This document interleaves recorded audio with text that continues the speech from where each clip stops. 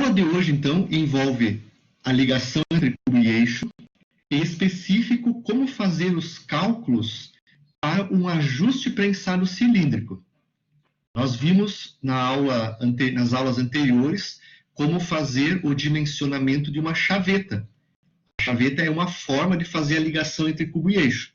Hoje nós vamos ver, então, o ajuste prensado cilíndrico. Só para lembrar vocês, né, a ligação entre cubo e eixo tem a função de impedir o movimento relativo entre o cubo de uma engrenagem, de uma polia, de uma roda, enfim, né, com o seu eixo. E essa ligação entre cubo e eixo pode ser feita por união de forma, onde entram as chavetas, ou então por união de força, onde entra então a ligação prensada.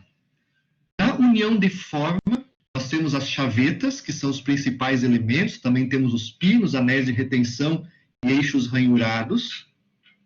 E na união de força, que é desenvolvida a partir do atrito entre as peças, nós temos aí o ajuste prensado cilíndrico, cônico, estrela e anéis estrela e anéis cônicos. Sendo que o nosso propósito da disciplina é apresentar para vocês o ajuste prensado cilíndrico. Se nós depois fizermos uma modificação do cilíndrico, podemos aplicar ele, calculando o diâmetro médio de um cone, do prensado cônico, nós podemos transformar ele no ajuste prensado cônico, simplesmente calculando o diâmetro médio e usando a mesma teoria do ajuste prensado cilíndrico. Tá? Então, esse tipo de ajuste é uma união de força que é garantida a partir do atrito que é realizado entre as peças que são unidas. É o atrito que permite a ligação, a transmissão de movimento entre uma peça e outra, sem que ocorra o deslizamento dessas peças aí. E então, o ajuste prensado cilíndrico, então, ele é um tipo de ligação onde o cubo e o eixo são montados com interferência.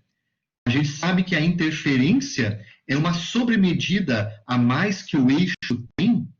Essa sobremedida causa uma interferência entre eles, um ajuste por interferência, e essa interferência, essa sobremedida, acaba gerando uma pressão interna entre o cubo e o eixo e permite fazer a ligação entre eles. Essa sobremedida que ocorre, essa interferência, né, ela permite fazer a transmissão de movimento entre as peças. Só que essa interferência, essa sobremedida que causa a força de atrito, ela também acaba provocando esforços no eixo e também no cubo. E esses esforços, se forem muito intensos, eles podem provocar a falha do cubo ou do eixo. Essa falha pode ser um escoamento, uma deformação permanente, né? Ou então uma ruptura, uma fissura, né? O início de uma ruptura no cubo ou no eixo. Então, quando nós vamos fazer o projeto de um ajuste prensado cilíndrico, nós temos que levar em consideração esses dois aspectos. Nós temos que levar em consideração a força que está sendo transmitido, forças axiais e torques, e temos também que levar em consideração a resistência do cubo e do eixo. Então, a resistência do cubo e do eixo determina qual que é a pressão mínima que eu posso ter entre a ligação. Então, o nosso cálculo está relacionado exatamente com isso.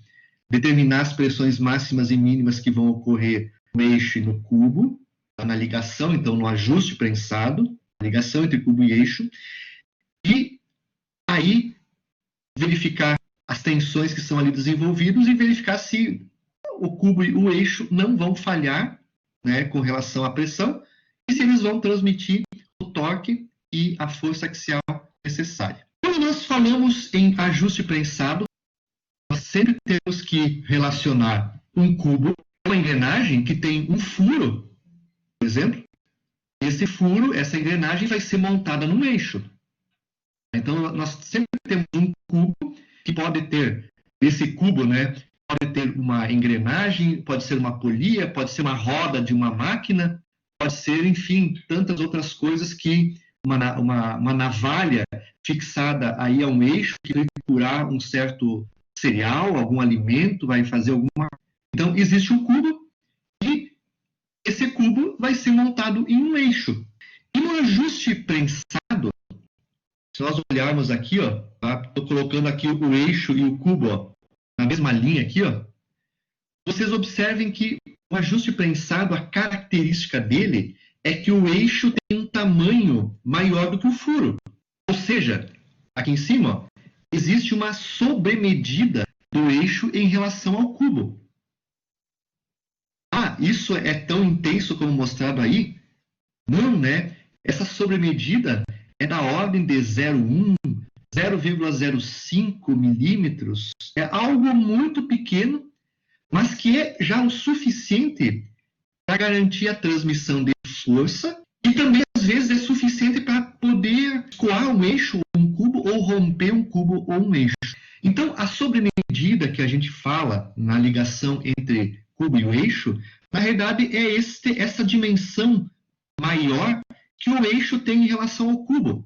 E eu tenho que pegar esse eixo e montar dentro do furo do cubo. Então, essa é a ideia. A ideia do cálculo, do dimensionamento desse tipo de ligação é justamente calcular essa sobremedida, que nós vamos chamar lá na frente lá de delta D. É uma sobremedida de material, né, que eu tenho que ter para poder garantir a transmissão de força entre cubo e eixo. Então, é essa sobremedida que é o objetivo do nosso cálculo. Tá?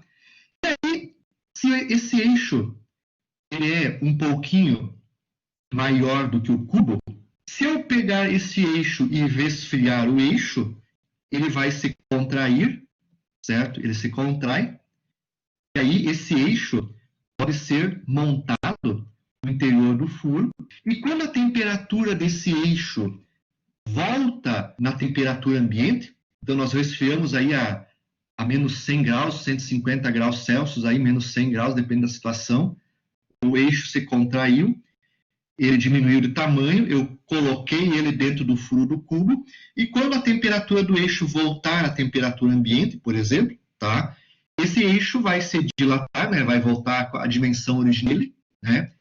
E ele vai, então, né, forçar o cubo. A tendência do eixo, falando aqui nesse momento, né, com essa linguagem aqui, é empurrar o cubo para fora. O eixo, então, vai ocupar o espaço, ele não tem espaço suficiente para poder se dilatar na sua posição original, e ele vai empurrar o cubo para fora.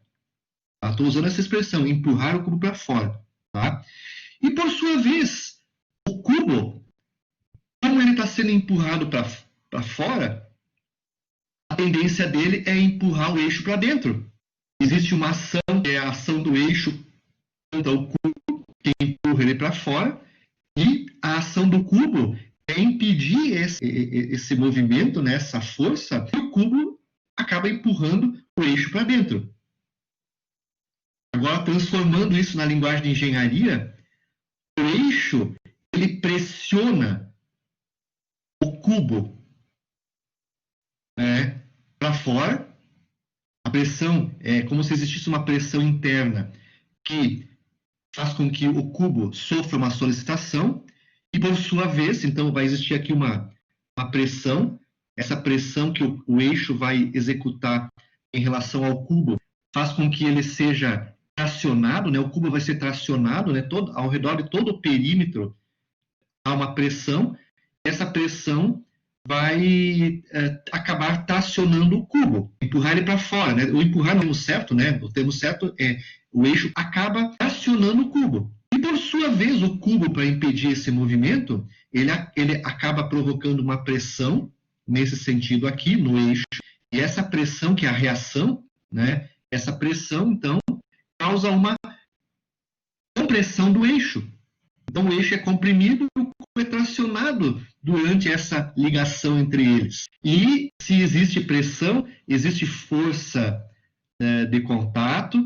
Essa força pode permitir a transmissão do movimento entre eles, ou então, às vezes, se for muito intensa, ela pode causar uma falha no cubo e no eixo, um escoamento permanente, ou então uma ruptura.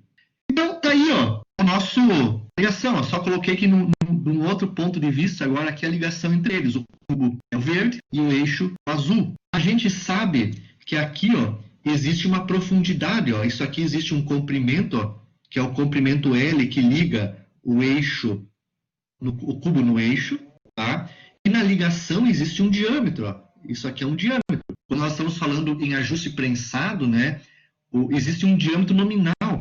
Esse diâmetro nominal é tanto igual para o eixo como o cubo. E essa sobremedida que a gente tem aqui, essa diferença, está ligada no campo de tolerâncias do sistema. Então, existe o cubo, existe o eixo, existe o L, então, que é o comprimento do cubo, certo? E nessa ligação, então, ó, se nós olharmos ali, ó, nós vamos ver que, quando eu levo em consideração esse L, é como se aparecesse um cilindro. Nós temos aqui um perímetro, né? Eu coloquei aqui o Pzinho como sendo o perímetro, e temos um comprimento. Então, quando o eixo provoca uma pressão no cubo, aí a pressão, tá? Essa pressão, então, vai agir ao longo de toda essa área aqui, ó.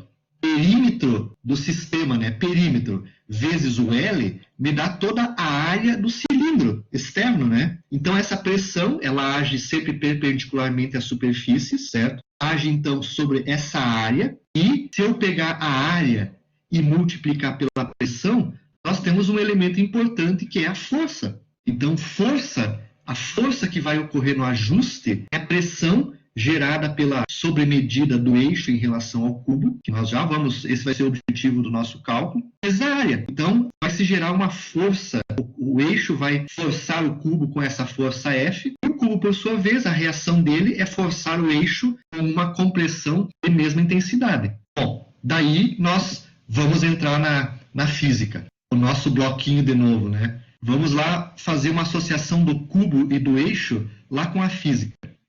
Vamos imaginar que o bloquinho se desloca num plano, o bloquinho seja o cubo, e vamos imaginar que o plano aqui, o referencial Terra aqui, ó, seja o eixo. Lá da física, a gente sabe que se eu aplicar uma força, a gente chama essa força aqui de força normal, tá?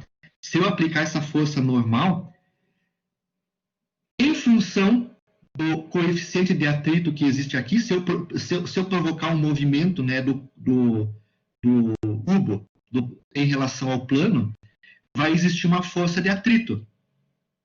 E essa força de atrito, nós sabemos que ela é igual a normal vezes o coeficiente de atrito entre os dois materiais, entre o cubo e o plano Terra.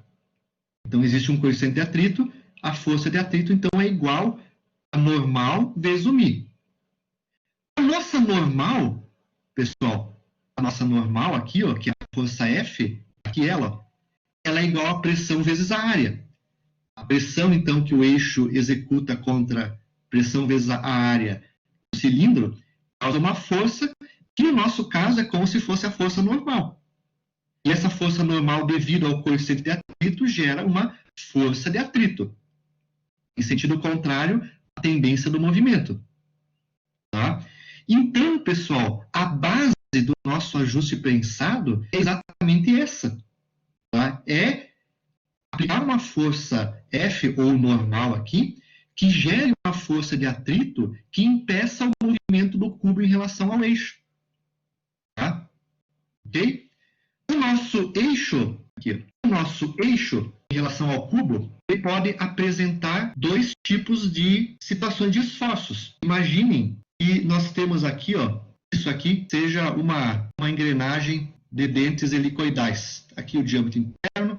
A engrenagem helicoide, então, ela apresenta um dente curvo. Quando essa engrenagem vai transmitir o movimento, um dente transmite o movimento para o outro dente, vai aparecer uma força normal e, sobretudo, essa força normal, nós vamos ter uma componente que é uma componente axial. Eu vou ter uma força aqui, ó, entrando, né, nesse plano, né, entrando aqui no plano do slide, né, é a força axial, devido à força normal. Essa força axial, ó, ela age exatamente nesse plano aqui, ó, vai acabar aparecendo aqui, ó, uma força axial, certo? Essa força axial, a tendência dela vai ser provocar um movimento do cubo em relação ao eixo, ela vai empurrar o cubo nesse sentido. E essa força axial, então, ó, vamos colocar essa força axial aqui embaixo. Ó. Embaixo a força axial. A gente chama aqui nesses cálculos de PA, força axial. Essa força axial, então, que está empurrando o cubo em relação ao eixo, para nós equilibrarmos ela, nós temos que colocar uma força de atrito em sentido contrário. Essa força de atrito tem que ser superior à força PA para que não ocorra o movimento do cubo em relação ao eixo. Se o PA for maior que atrito, ele movimenta um em relação ao outro. Mas se a força de atrito for maior do que a força PA, ela não vai movimentar. A força externa axial não vai movimentar o cubo em relação ao eixo.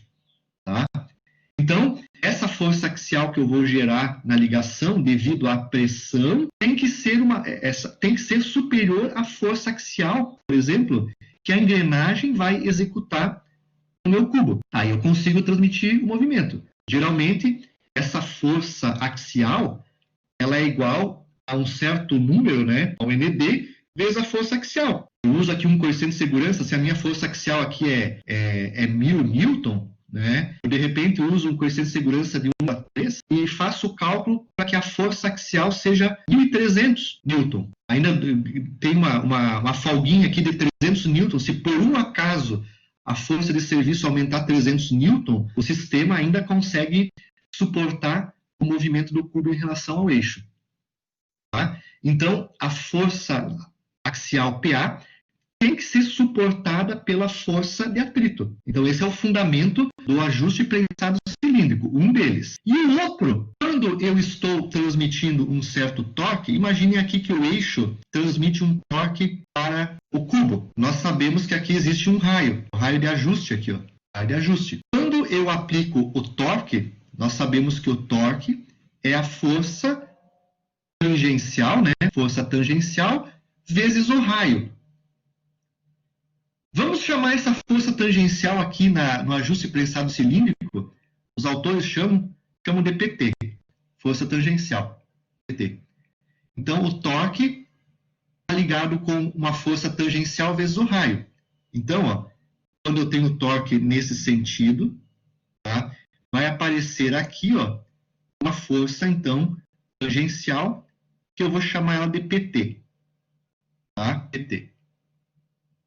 PT é a força tangencial. Agora, para mim evitar que o cubo se gire em relação ao eixo, nós vamos ter que aplicar,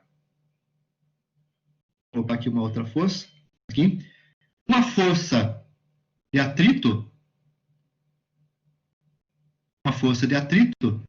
superior à força PT. Então, a minha força de atrito, que é a normal devido à pressão vezes o coeficiente de atrito, tem que ser superior, pessoal, à nossa força PT. Com isso, eu garanto que o PT não vai girar o eixo em relação ao cubo. E aí, as duas peças ficam ligadas, né, sem ter a possibilidade de giro uma em relação à outra, transmitindo, então, o respectivo torque.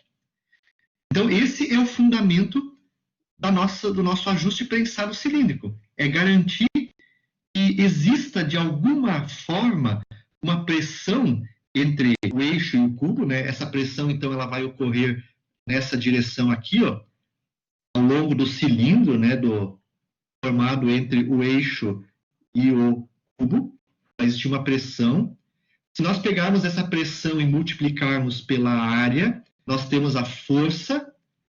E se nós pegarmos essa força e multiplicarmos pelo coeficiente de atrito, nós temos a força de atrito. Tá? Essa força vezes o coeficiente de atrito, nós temos a força de atrito. O coeficiente de atrito é o atrito longitudinal ou atrito tangencial, que pode haver entre a peça. Mesmo que os materiais sejam iguais, pessoal, nós vamos ter entre eixo e peça coeficientes de atrito diferentes nesse sentido do que no sentido de giro. Por quê? Porque, geralmente, essas peças essas peças eixo e cubo, elas são usinadas, torneadas. E quando o eixo e o cubo é torneado, a ferramenta ela executa um movimento circular e gera aqui no eixo e no cubo, gera pequenos, é como se fosse uma rosca, a usinagem é como se fosse uma rosca.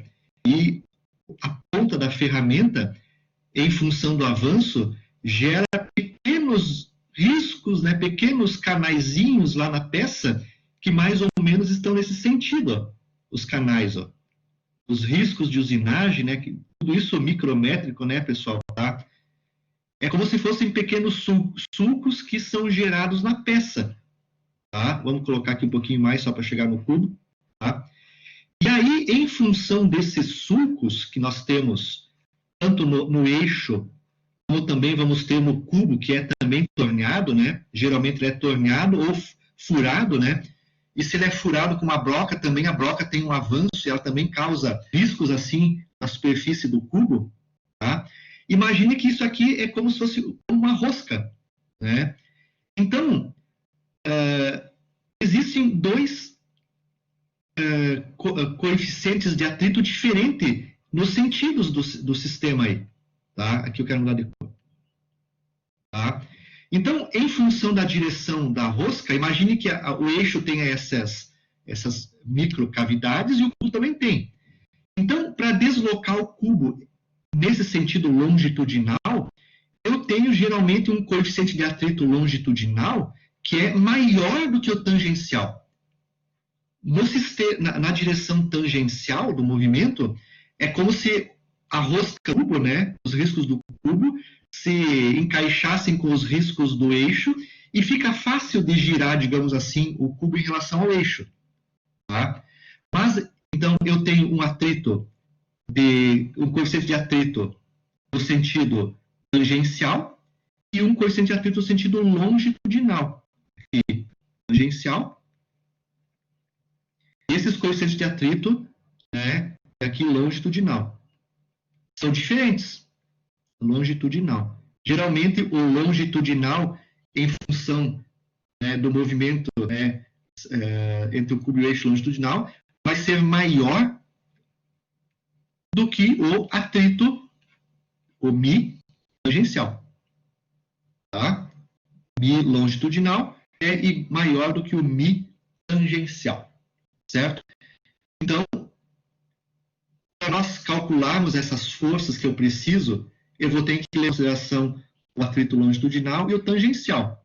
Nós vamos ter que levar em relação ao cálculo a força tangencial e também vamos calcular a pressão para transmitir a força axial entre as duas peças.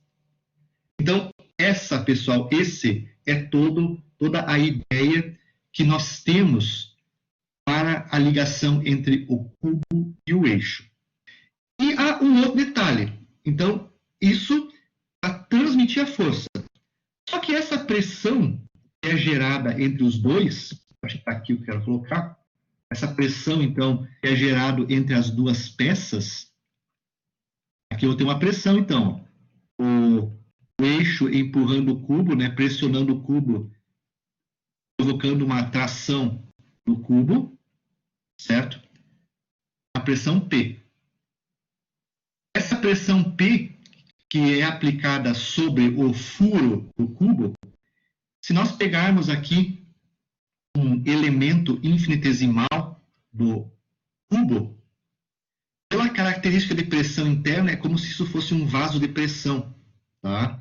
E aí a gente aplica as teorias de vaso de pressão para calcular as tensões que são desenvolvidas no vaso, na espessura, né, que no caso que seria o cubo.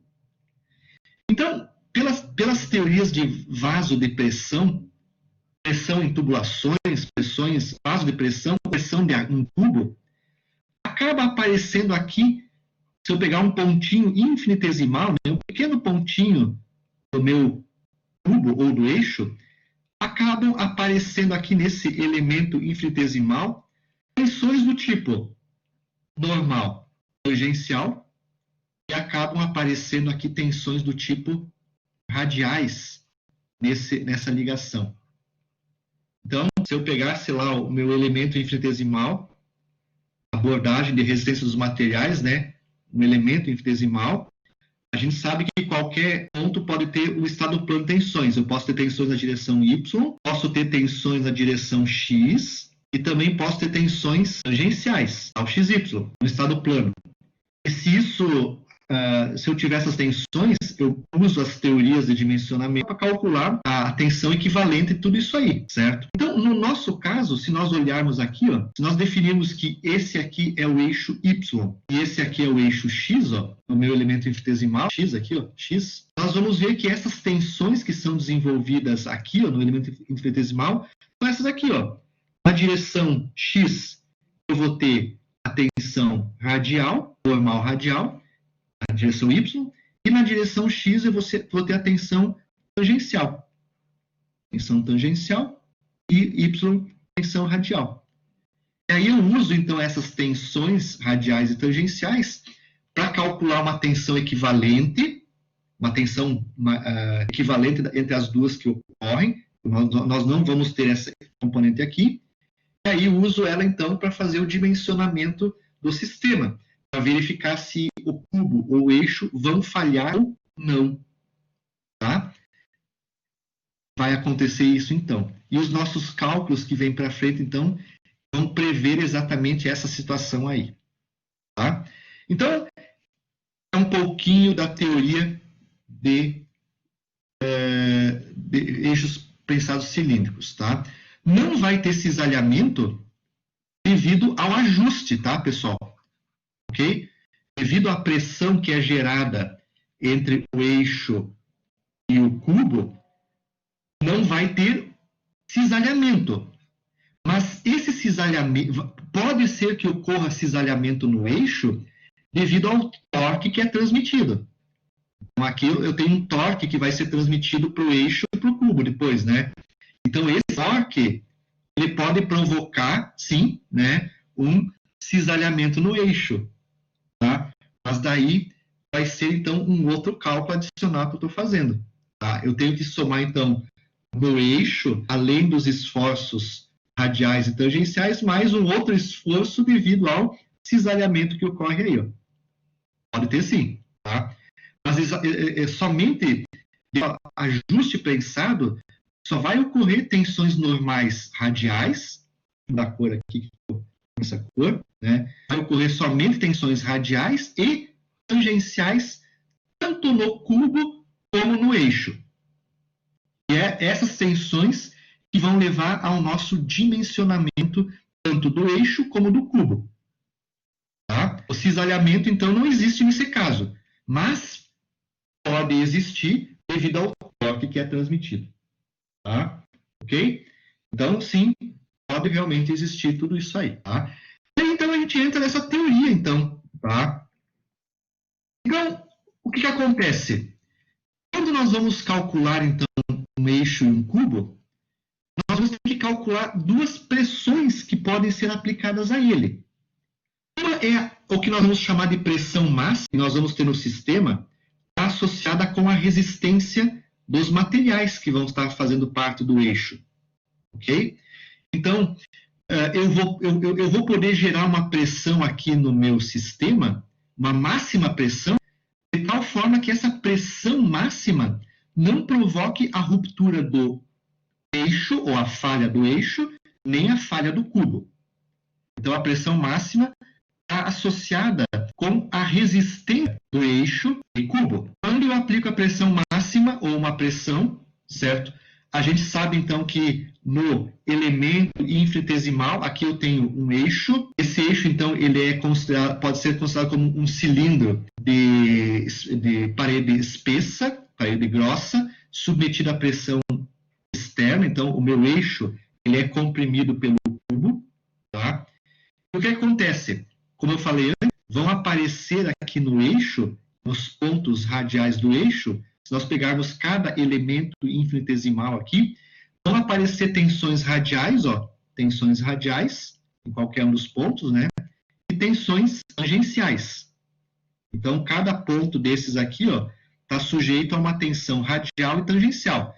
Vejam que, se nós considerarmos um eixo oco, o eixo oco ele tem um raio interno e tem um raio externo, que é o raio nominal da ligação, que é o raio R. Então, lá no raio interno, vejam que não tem tensão radial, mas tem uma grande tensão tangencial. Aqui. Então, aqui eu tenho uma tensão tangencial grande, mas não tenho tensão radial.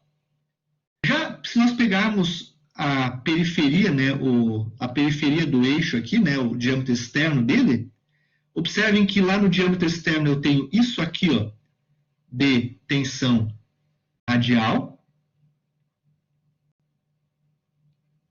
e tenho isso aqui, de tensão tangencial, que é o que é calculado pela teoria que envolve cilindros submetidos a parede grossa, submetido à pressão externa. Tá? E, na realidade, é então o meu sigma y e o sigma x. Então, na hora de nós fazermos o cálculo, tá? Nós vamos fazer a verificação da pressão máxima a partir da tensão equivalente. Então, o que acontece? Se nós pegarmos essa pressão radial e tangencial, pela teoria de cilindros de parede grossa, se o eixo for oco, se ele tiver esse raio R1, se ele for oco, vai aparecer uma tensão equivalente entre a tensão radial e a tensão tangencial, vai aparecer uma tensão equivalente entre os dois, tá? Uma resultante, digamos assim, entre os dois, que é a pressão externa, tá? É a pressão externa, e multiplica, então, a relação entre o raio externo do eixo sobre o raio externo do eixo menos R interno do eixo, tudo isso elevado ao quadrado. Então, essa é a tensão desenvolvida no eixo, tensão equivalente, desenvolvida no eixo oco. Desenvolvida no eixo oco, levando em conta pressão em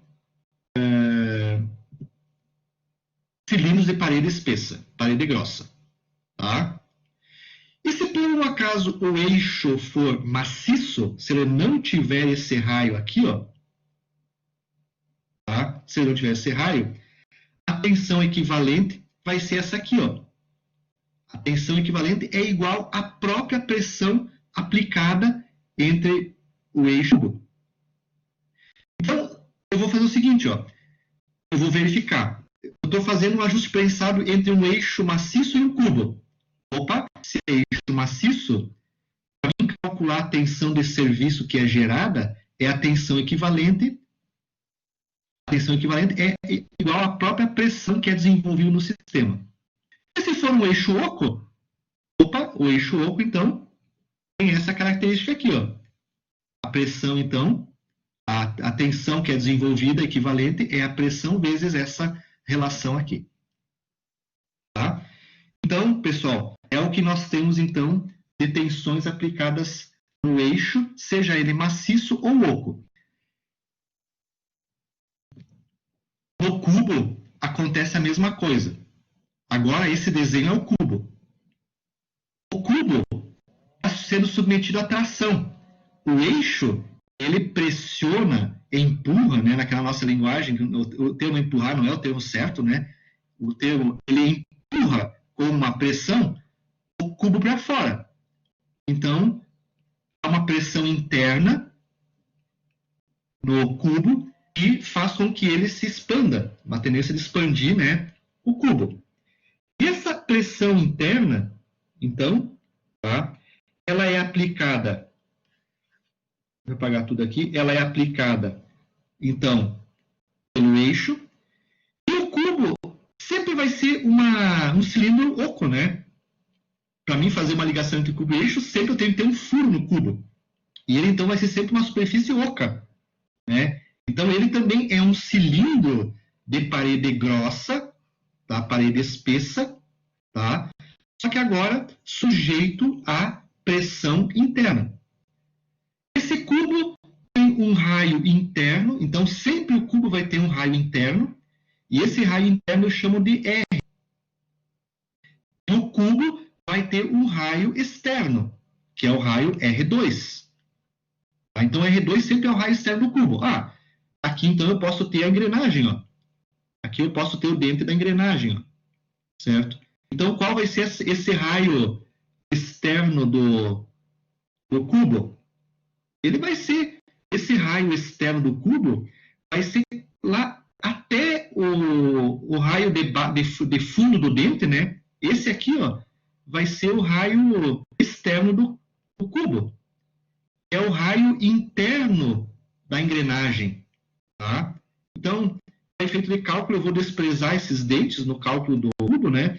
E vou levar somente em consideração o raio interno da engrenagem como sendo a espessura do cubo, como sendo o raio externo do cubo, tá? Ok? Se for uma polia, mais ou menos lá entre o diâmetro nominal da polia, né? Alguma coisa por aí, né? Mas então eu tenho que sempre identificar qual vai ser esse raio externo. Geralmente é o raio interno da engrenagem, tá? E no caso de um cilindro, então, de parede grossa, sujeito à pressão interna, olha aqui de novo, ó. Se eu pegar um ponto, um elemento infinitesimal, esse elemento infinitesimal, então, ó, ele é submetido a uma tensão radial, tangencial aqui, ó, tá? Que é essa amplitude aqui, e também está sujeito, ó, olha aqui, ó, a essa tensão aqui tangencial, ó. Aqui tangencial, né? E aqui há uma tensão radial, ou seja, nesse sentido, vai ocorrer, então, essa tensão radial. Aqui, nessa figura aqui, ela só mostra a intensidade da tensão radial em relação ao raio. Se a pressão é interna, lá na superfície, a tensão radial é zero. Tá? E aí, a maior pressão deve estar ocorrendo, então, aqui, ó, né? Na superfície interna do cubo, acontece a maior tensão. E a tensão equivalente que ocorre ali, ó, é igual à pressão de trabalho gerada pelo eixo em relação ao cubo, vezes 2R2, que é o R externo, sobre R2 menos R interno do eixo do cubo. O R interno do cubo é igual ao raio externo do eixo. Porque isso é um ajuste, tá, pessoal? Tá?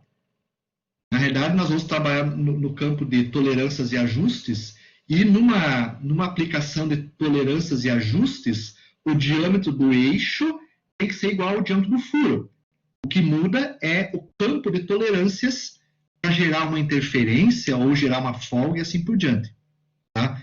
Mas o raio, eu tenho aqui R, na realidade corresponde ao raio nominal do ajuste.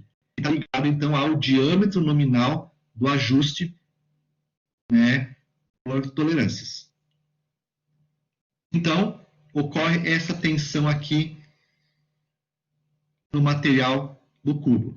Outro detalhe, o cubo é um material, ele pode ser um aço, né, ou pode ser um ferro fundido. Fechou? E o eixo, geralmente, é um aço. Então, os dois elementos são materiais diferentes. Tá? Aqui eu posso ter o cubo com um aço 1020 e o eixo ser um material aço 1045. São dois materiais que têm resistências diferentes. Tá? Então, pessoal, o que a gente faz? No caso do ajuste prensado, vamos associar então a resistência dos materiais aqui, ó. Nós sabemos que lá de ciência dos materiais e materiais de construção mecânica, né, nós temos a curva tensão-deformação dos materiais. Esse aqui é o limite de escoamento do material. Esse aqui em cima, né, é o limite de resistência do material. Então, isso aqui é tensão, tensão normal sobre deformação. Nós sabemos que nessa região de escoamento, se eu aplicar uma tensão no material com a tensão de escoamento, nesse nível aqui, ó, ocorre uma deformação permanente no material. Ele se estica, né, ele se alonga, no caso, ou se comprime, depende da solicitação, e não volta mais à sua dimensão original. Então, nos ajustes prensados, para que não ocorra falha por escoamento do material, geralmente a gente limita a tensão de trabalho, né, dentro do limite elástico do material. Aqui eu tenho o limite elástico, essa região aqui corresponde ao limite elástico, tá? E essa outra região, então, aqui, vou colocar de verde aqui, ó, essa outra região é o limite plástico, então, do material, né? Limite plástico. A gente não quer que essa deformação no eixo no cubo atinja o limite plástico do material. Então, no projeto de eixos e cubos, a gente limita a tensão de trabalho aqui, ó, a esse ponto aqui, ó.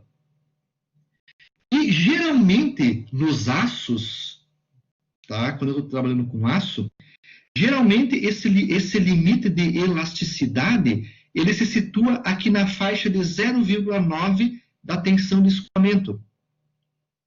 Então, digamos assim, a tensão admissível que eu vou usar no projeto tem que ser menor ou igual a 0,9 da tensão de escoamento dos materiais.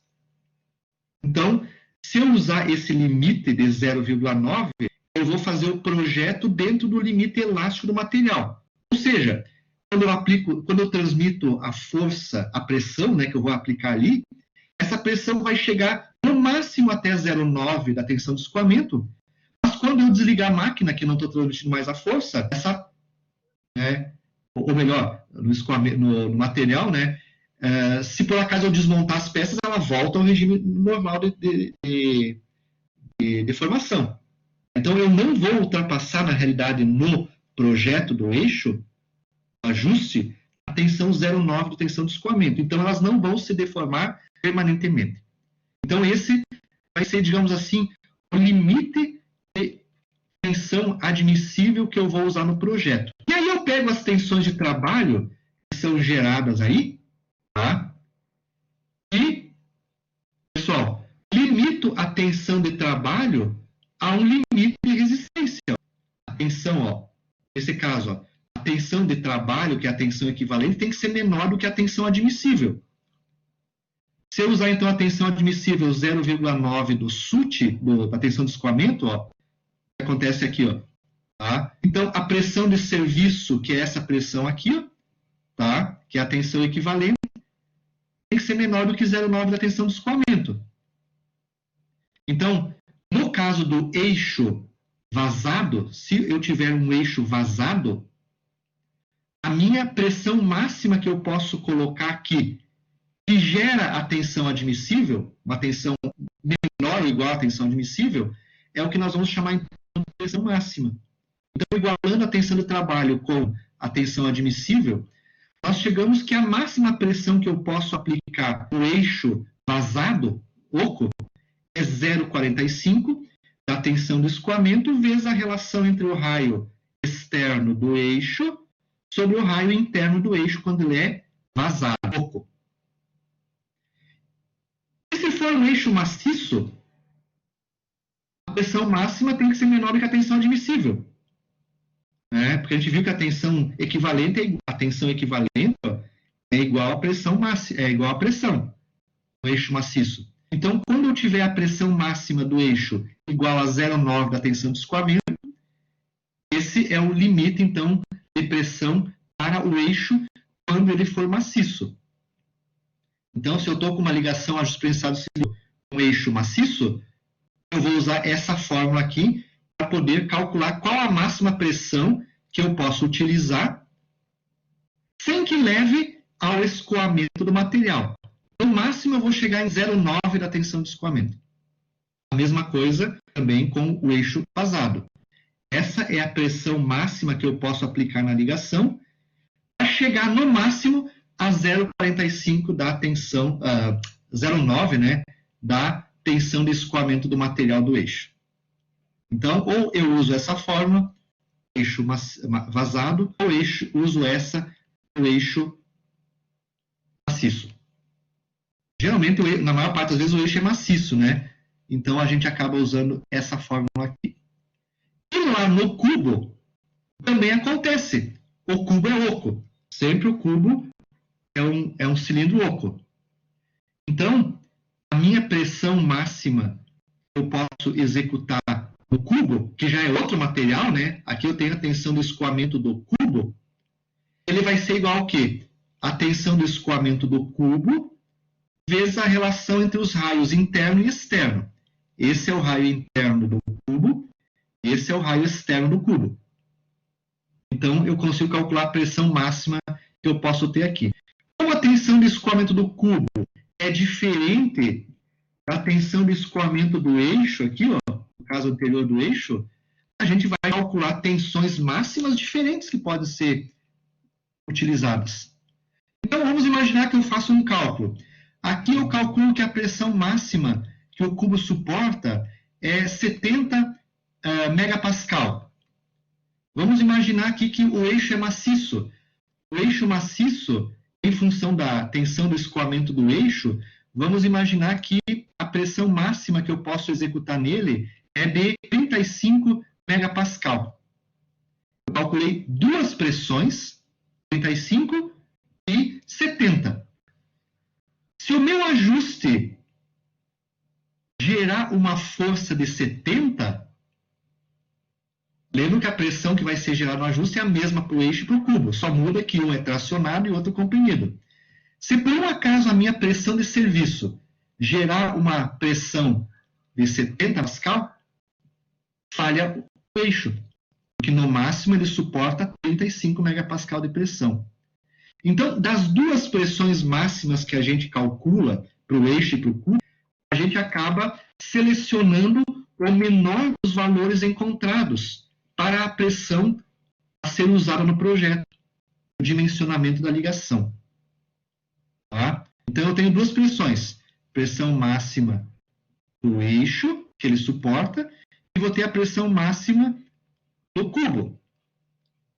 Desses dois valores, eu seleciono a menor pressão. Tá? A menor pressão das duas, né, é a pressão que vai ser utilizada como pressão máxima do sistema. A menor das duas é a pressão máxima. Posso ter o eixo, o cubo pode ser de ferro fundido, por exemplo. Ferro fundido é material frágil. Material frágil não tem tensão de escoamento. Então, se eu estou usando um material frágil, tá, eu uso o SUT ao invés do escoamento. Tá? Aí, o critério da falha é a ruptura do material e não o escoamento dele. Tá? Então, eu só mudo isso se for material frágil ou útil. Eu substituo a tensão de escoamento pela tensão de resistência do material. Depois que eu calculei a pressão máxima, eu cálculo da pressão mínima. A pressão máxima, então, está associada com a resistência dos materiais.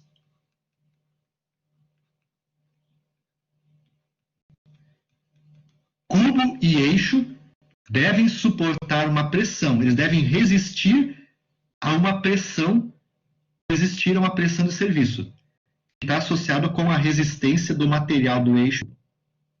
Depois que eu calculei a pressão máxima, vou para o cálculo da pressão mínima. A pressão mínima está associada com os esforços que são transmitidos. Como eu coloquei antes aí, ó, eu posso ter a força axial sendo transmitida entre o cubo e o eixo. E posso ter também aqui na minha figurinha a força tangencial. Está aqui meio que... Aqui, ó. Aqui está a força tangencial. Parece que ela está meio perpendicular ao eixo, né? Só na representação da figura é que está colocado aqui, ó, né? Mas a força tangencial, né, ela é aplicada nessa direção aqui do eixo. E a força axial, então, ela sai ou entra aqui no plano do slide, tá? Então, eu tenho que suportar isso. Eu tenho que suportar força axial e suportar o torque que gera uma força tangencial. Contrabalançar aqui para equilibrar a força axial, eu acho que está na próxima figura aqui. Então, nesses cálculos, então, para impedir esses deslocamentos, tá? Nós vamos, então, na linha do cálculo da pressão mínima. A pressão mínima que nós vamos calcular está associada com os esforços. Então, esses esforços são a força axial e o torque. Vamos começar com o torque. O torque, então, eu já apresentei antes. O torque, em função do raio, ele acaba gerando, então, uma força tangencial. Essa força tangencial, então, tem que ser equilibrada pela força de atrito.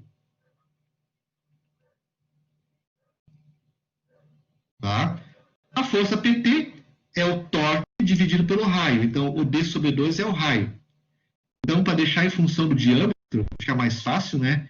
A força tangencial PT é igual a 2 torques sobre raio, sobre diâmetro. D sobre 2 é o raio da peça, então. Aqui, então, acho que vem aqui, então. O que acontece? Ó, vou voltar àquela figurinha aqui. Ó. O torque, então, ó, ele tem que ser equilibrado por essa força aqui. Ó. Essa força é pressão vezes área, que eu mostrei nas figuras antes, no cubo verde e no eixo azul, me gera força normal. Força normal, ele gera força normal. Se eu pegar essa força normal, essa força normal é o P vezes a área do cilindro entre a ligação entre o cubo e o eixo. Isso é a força normal.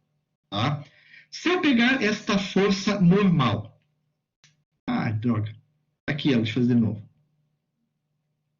Então, isso aqui é a força normal. De novo aqui. Se eu pegar essa força normal, que é pressão vezes a área, tá? E multiplicar pelo coeficiente de atrito, eu acho, então, a força axial. Então, aqui, ó, normal, P vezes A, vezes o coeficiente de atrito, μET. O μET é o coeficiente de atrito transversal. É aquele associado ao giro do eixo o giro do cubo em relação ao eixo. μET. Eu tenho, então, a força de atrito. Essa força de atrito, que é essa vermelha que eu estou desenhando aqui, tem que ser maior do que a força PT aplicada aqui. Ó. Essa é a condição de equilíbrio. Tá? E aí, então, vem a dedução disso. Ó. Essa é a força axial para impedir o cálculo do PT. Ó. Certo? Essa é a força axial para impedir o giro. A força PT. Então, a força de atrito para impedir a força PT, essa força de atrito, ó, essa é a força de atrito, ó, pressão vezes área, vezes o μET. Ó. O μET é o atrito tangencial, impede o movimento do cubo, o giro do cubo em relação ao eixo. Essa pressão PT, pessoal, ela tem que, essa força PT, para que não ocorra o giro do cubo em relação ao eixo, a força de serviço PT tem que ser menor do que a normal, P vezes área, vezes o coeficiente de atrito. E me dá aqui, então, a força axial. Então, ó, a pressão tem que ser, então, maior do que PT, força tangencial, sobre A vezes μET. A nossa área, pessoal, a nossa área do ajuste é o πdL, é o perímetro, vezes o comprimento do cubo. E o nosso torque que é transmitido, a força PT, é 2 torques sobre D. Então, aqui, ó, se eu colocar esta variável aqui, ó, e se eu colocar a área aqui, levando em consideração o atrito tangencial, para impedir o giro de um em relação ao outro, nós chegamos nessa força, nessa pressão aqui que é gerada. P vai ser maior ou igual a 2 vezes o torque sobre πd ao quadrado vezes L vezes o μ/et, o atrito tangencial. Prevendo um aumento da carga, eu multiplico isso por ND. O ND varia entre 1,3 a 1,8. Com isso, nós chegamos a essa pressão mínima aqui, ó, para impedir o giro do cubo em relação ao eixo. Então, calculamos uma pressão, que é essa pressão mínima aqui, ó. Tá? Então, essa pressão mínima impede o giro do cubo em relação ao eixo. Eu tenho que também impedir o movimento da força axial em relação ao eixo agora. Então, essa força axial, vamos colocar ela aqui, ó, lá no ajuste, aqui é a força axial. Essa força axial PA deve ser suportada por uma força de atrito, ó, essa aqui, que é P vezes área vezes o μ/L. Agora é o atrito longitudinal. Ou seja,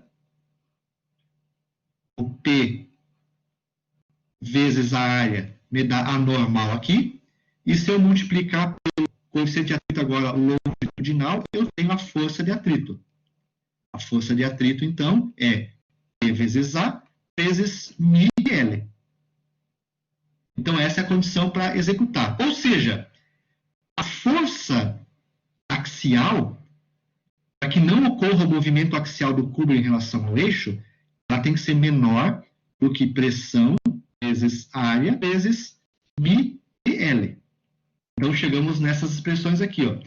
A força de atrito, então, ó, é tudo isso aqui, tem que se opor à força PA. Então, PA tem que ser menor que tudo isso. Isolando aqui o P tem que ser maior do que PA sobre A vezes μL. A área é o perímetro do diâmetro vezes o comprimento do cubo, dl. Colocando isso, resulta, então, que para suportar a força axial, a pressão tem que ser maior do que força axial sobre πdl μL. Agora o atrito longitudinal. Novamente, se nós usarmos um coeficiente de segurança ND, nós chegamos aqui, que o ND é a dúvida, né, do nosso projeto, nós chegamos que, então, a pressão mínima necessária na ligação para garantir que a força axial não movimente axialmente o cubo em relação ao eixo, é dado por essa expressão aqui. PAND, πdl μL. Com isso, nós determinamos duas pressões mínimas que devem ser calculadas no ajuste. Uma para impedir a força axial, e a outra para impedir a força tangencial.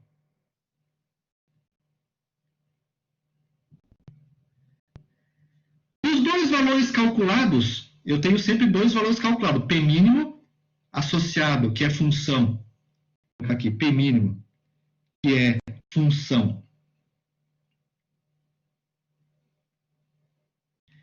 da força axial, tá? E o P mínimo, que é função do torque, que vai dar a força tangencial. Desses dois valores que eu calculo, nós vamos pegar o maior dos dois valores, Por exemplo, imagine que aqui eu calculei o P mínimo devido à força axial e deu uma pressão de 10 megapascal. Aqui eu calculei o P mínimo pelo torque e deu 5 megapascal de pressão. Se na ligação eu utilizo 5 megapascal como pressão de projeto mínima, quando a força força axial for aplicada, ela vai deslocar o cubo axialmente em relação ao eixo. O eixo não vai girar no cubo, aqui possivelmente o cálculo seria o contrário aqui, tá? Possivelmente seria 5 devido à força axial e 10 devido à força torque, tá? Mas, por exemplo, nesse caso, se isso acontecesse, tá? Se eu utilizasse o 5, o que aconteceria? O cubo se movimentaria axialmente em relação ao eixo. Então, para nenhum dos dois casos acontecerem, nem o movimento axial, nem o movimento de giro, eu tenho que sempre usar o maior dos dois valores no projeto. Então, as pressões mínimas, a gente usa o maior dos dois valores. Da pressão máxima, eu uso o menor dos dois valores. Aí, então, vem o seguinte. Calculei o P máximo, que é o menor dos dois valores, e calculei o P mínimo, que é o maior dos dois valores. O P máximo é o menor dos dois valores e o P mínimo é o maior dos dois valores. Agora, vem o cálculo da sobremedida efetiva que eu preciso. Ou seja, esse valor aqui, aqui está o diâmetro na mesma linha. Qual é essa sobremedida que eu preciso aqui? O quanto que o eixo tem que ser maior que o cubo, para que quando eles forem montados, ocorra uma pressão para garantir a transmissão de esforço e para não romper nem o cubo nem o eixo. Qual é essa sobremedida? Essa sobremedida, então, a gente chama de ΔD. Essa sobremedida ela é igual à pressão, que existe na ligação, vezes a constante de mola do eixo, e vezes a constante de mola do cubo, mais a constante de mola do cubo, vezes o diâmetro nominal da ligação, que é o diâmetro D.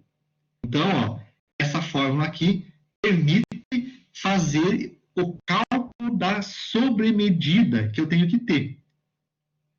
Gente, isso aqui é na faixa aqui de micrometros, tá, pessoal? Essa sobremedida aqui é lá na ordem de micrometros. 50 micrometros, 70, 80 micrometros, 100 micrometros, tá?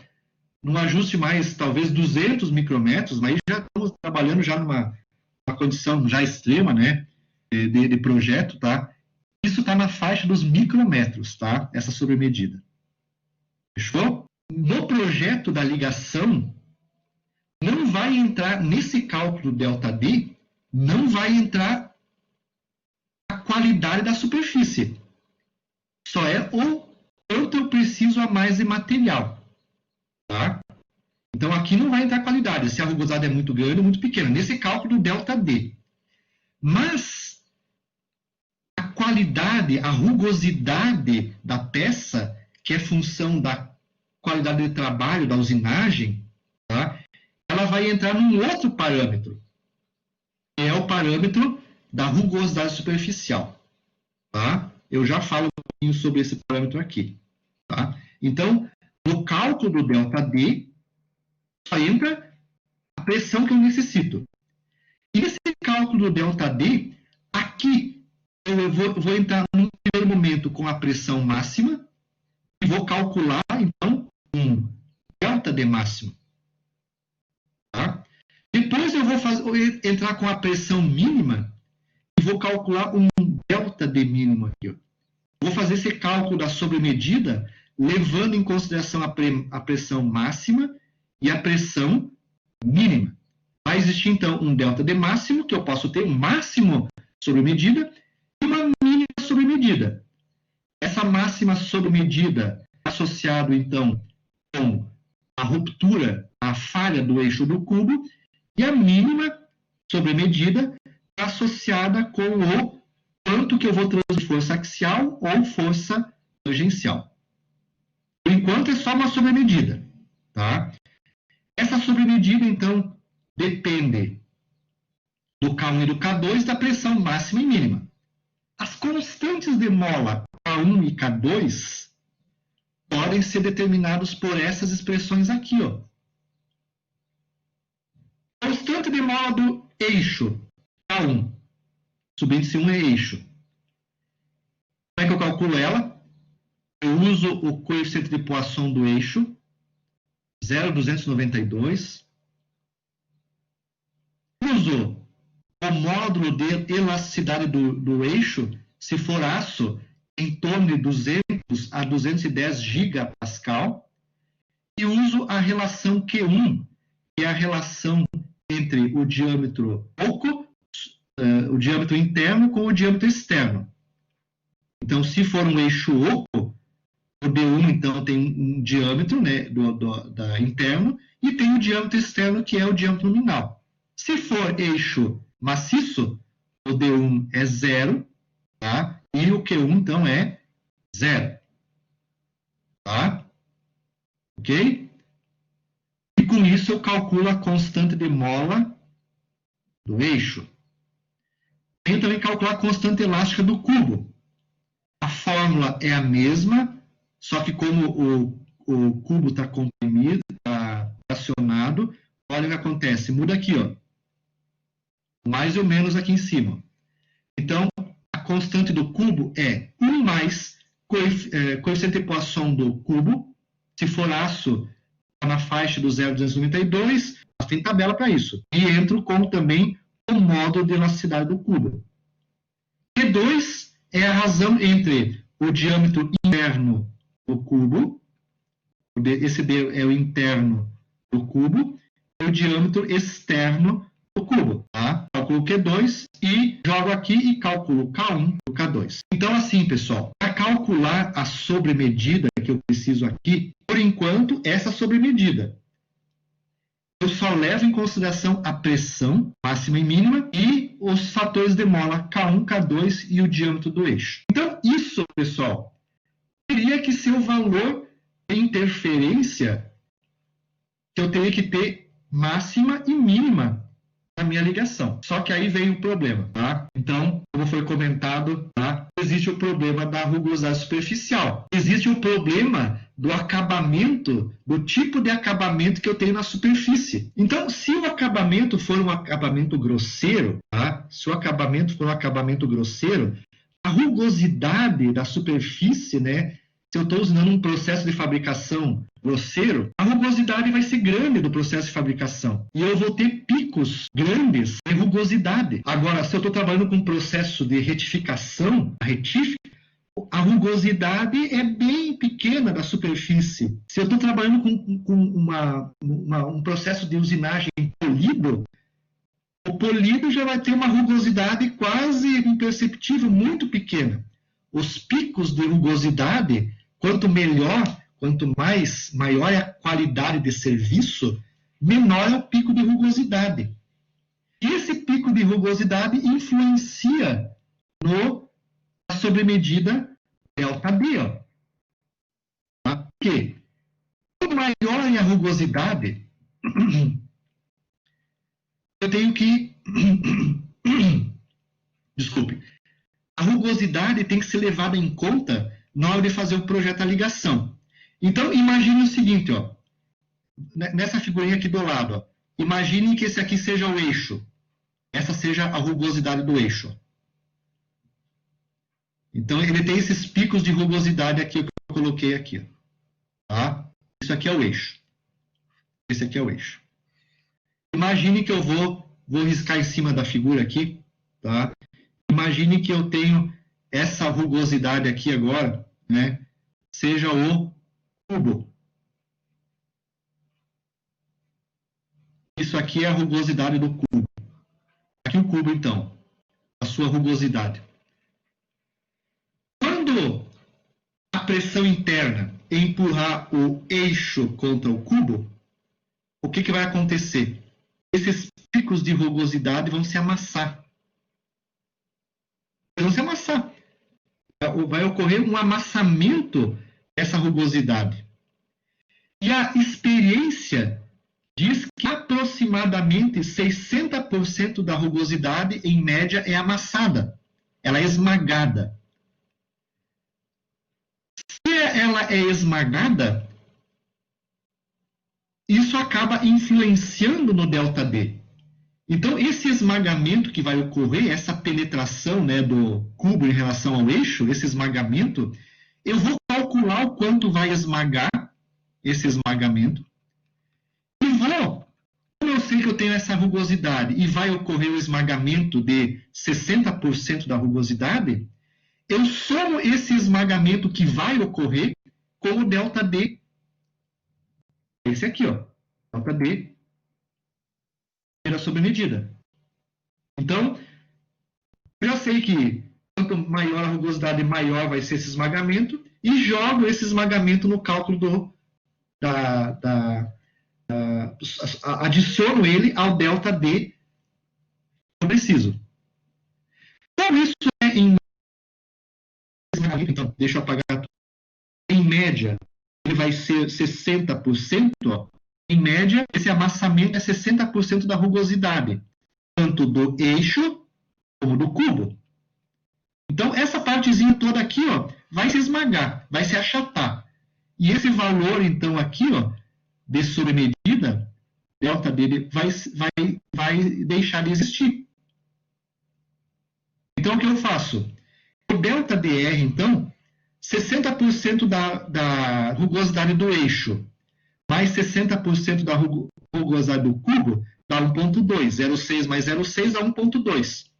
Então, eu pego essa rugosidade, R aqui, ó, R do eixo e a rugosidade do cubo, somo as duas rugosidades, multiplico por 1,2, eu tenho, então, o amassamento devido à rugosidade da superfície. Quanto pior é o processo de fabricação, mais rugoso, né, maior é o amassamento. É levado, então, no cálculo do ΔD. Então, lá no ΔD que nós calculamos antes, nós vamos somar a ele o ΔD, esmagamento ΔDR. Prevendo que isso vai acontecer na ligação. Quando for o eixo pressiona o cubo na montagem, ele amassa, e eu levo isso em consideração no projeto. Tá? Essas rugosidades do eixo e do cubo estão aqui, ó, pessoal. Tá? Então, por exemplo, dependendo do processo de fabricação, tem algumas tabelas que permitem calcular, então, a rugosidade. Se não estou enganado, isso aqui é a rugosidade RA. Tá? Então, vejam aqui, ó, num processo de retificação fina, essa rugosidade está na faixa de 0,15 a 1,5 micrômetro. Se é uma retífica grosseira, 16 a 25. Agora, se eu vou tornear a peça, ó, tem torneamentos que são muito precisos, ó, 0,5 a 1,5. Ó. Se for um torneamento grosseiro, também, ó, 15 a 25. Se for fresagem, o acabamento é 5 a 15 micrômetros de rugosidade e 15 a 25 para um desbaste. Então, como é que vai ser minha fabricação? Em função daquilo que eu vou prever na fabricação, eu tenho a rugosidade tanto do eixo como do cubo. E aí, então, se a minha rugosidade do cubo, vou pensar aqui, pegar um caso, é 15 micrômetros. Se a minha rugosidade do eixo, é 20 micrômetros, devido a um processo de fabricação desses que vai ser utilizado. Quando ocorrer a pressão do cubo em relação ao eixo, vai ocorrer um esmagamento das superfícies e, em média, esse esmagamento, somando 0,6 do cubo mais 0,6 do eixo, é 1,2. É 1,2. 1,2, que multiplica a rugosidade do eixo, do cubo, mais a rugosidade do eixo. Então, isso vai dar o valor em micrômetros de amassamento. Então, vou prever isso no projeto. O outro item que tem que ser previsto neste processo de montagem é a temperatura. Pessoal, nós temos o cubo e temos o eixo.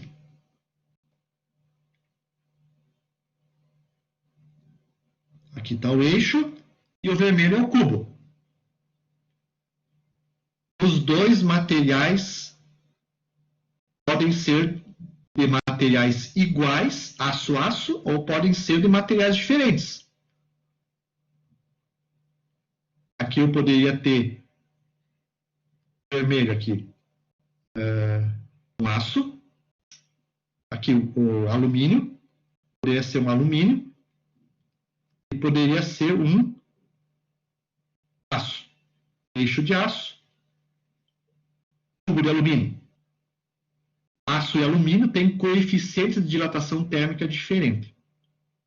Tá? Isso vai influenciar no ajuste, no ΔD total. Então, veja o seguinte. Se eu tenho materiais iguais para o cubo e para o eixo, não vai ter nenhum problema. O grande problema é se são materiais diferentes e temperaturas do cubo e do eixo diferentes. Tá? Então, o que acontece? Vamos ter que calcular o delta devido à temperatura. Então, vamos pensar aqui no seguinte, no primeiro caso. Vamos imaginar que a temperatura do eixo do aço, em primeiro lugar, nós vamos montar cubo e eixo numa temperatura ambiente. É claro, a gente pode aquecer o aço, resfriar o eixo para montar no cubo. Mas depois que eles são montados, a temperatura dos dois vai para a temperatura ambiente, 20 graus. Depois de um tempo que foi feita a montagem, a temperatura dos dois vai para a temperatura de ambiente, 20 graus Celsius. Aí, esse cubo e o eixo são montados na máquina e a máquina vai trabalhar. Então, a máquina vai trabalhar numa temperatura que vai fazer com que a temperatura do eixo e do cubo aumente. Ok? Vamos imaginar inicialmente que a temperatura do cubo e a temperatura do eixo sejam as mesmas, né? No regime permanente, a temperatura seja a mesma. O que vai acontecer? Se a temperatura de montagem é 20 graus, e os materiais forem trabalhar numa temperatura de 100 graus, a temperatura de montagem, aqui em cima, montagem 20 graus Celsius. Não a temperatura de montagem do cubo em relação a eixo, mas a temperatura da máquina antes de fazer o trabalho é 20 graus Celsius. E a temperatura de trabalho, vamos imaginar que eixo e cubo têm uma temperatura de 100 graus Celsius que estão operando. Vai existir aqui uma variação da temperatura, ΔT, de 80 graus Celsius. Bom, alumínio e aço têm coeficientes de dilatação térmica diferentes. Então, quando a temperatura do alumínio variar de 20 para 100, quando houver 80 graus de variação, o alumínio vai se dilatar. Ou seja, o tamanho do furo do alumínio ele vai aumentar. Toda a peça vai se dilatar e o furo também vai se dilatar. Ele vai aumentar de diâmetro, o furo do cubo vai aumentar. Esse aumento vai ser proporcional à temperatura e ao coeficiente de dilatação térmica do cubo. Então, o alumínio tem um coeficiente de dilatação térmica maior que do aço. Tá? Agora, a temperatura de 80 graus, ela vai provocar também uma dilatação do aço. Só que o aço tem uma dilatação térmica menor do que do alumínio. Então, quando esses 80 graus forem aplicados no eixo, ele vai se dilatar, mas só que ele não vai se dilatar tanto quanto o cubo se dilatou. E pode ocorrer uma folga entre eles. Tá? Então, por exemplo, ó, vou fazer aqui um desenho aqui. Ó. O eixo se dilatou de um certo valor, o furo aumentou de um certo valor, o eixo, o diâmetro externo aumentou de um certo valor, tá? Mas o cubo, pelo beta ser maior, ele se dilatou de um valor um pouco maior. O diâmetro do furo, então, foi maior do que o diâmetro do eixo, em termos de dilatação. E vai ocorrer, então, uma folga entre os dois. Ó. Isso aqui vai ser uma folga. Pode ocorrer uma folga. E essa folga, então, tem que ser levada em conta na hora de fazer o projeto da ligação. Então, essa folga que vai ocorrer devido à dilatação térmica diferente do eixo do cubo é o ΔDT.